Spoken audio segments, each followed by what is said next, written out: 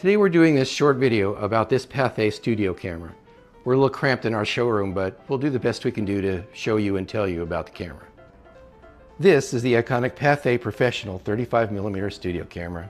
I'll be talking about it in depth today. This particular camera was built around 1915, and it has many of the features that made Pathé cameras popular worldwide.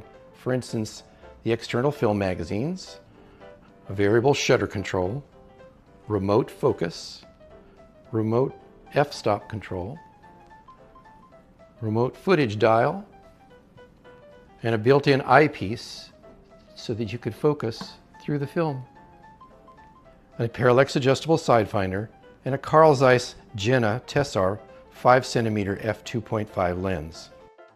And this camera has one of the things that seems to disappear on most vintage cameras, the original hand crank. This one's stamped with W.M. Fox and A.E. Johnson, two people we don't know, but still, to have the original crank is very unusual at this age. And sometime later in its life, this camera had an automatic fade dissolve button added and a 3-digit mechanical counter added. We don't know exactly when that is, but a common modification according to our research. Late in 2024, I was thrilled when a client brought this camera into my shop for restoration and to find it a new forever home. This camera was in amazingly good shape considering it's around 110 years old. When I began to inspect the condition of the camera, I was impressed by the incredible engineering and foresight that the Pathé brothers built into this camera. Many of the features in this camera are still found in cameras today.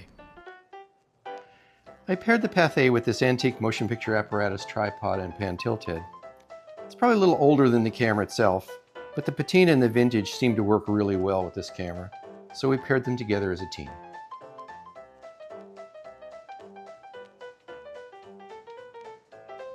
My restoration philosophy is to respect the life of the equipment I restore, including all the bumps and bruises. So as I clean and restore, I try to make sure the history isn't removed. This camera is housed in a wooden case with brass fittings and black leather accents. The internal working parts are all steel and brass. All the internal parts were made to the best standards of the time and were made to withstand a lot of heavy use and keep on making movies. Restoration began with cleaning all of the brass pieces that had lightly oxidized with age. Then I oiled all the cams and moving parts and greased the gears and bearings. Since I didn't want to completely disassemble the camera unnecessarily, the most difficult part of this restoration became getting to all the moving parts through the wooden housing. One of the unusual things I found were these two mysterious holes in the bottom of the camera box. I have no idea what they're for, but they would be a problem for anyone wanting to shoot film with this camera. Keeping with my philosophy of not taking the history away from the camera, I made these two brass plugs that could easily be removed or put in once we figure out what those holes might have been for. Once I was fully satisfied with everything being cleaned and lubricated, I was finally able to hand crank the camera for the first time, and I was further amazed at how smooth it runs.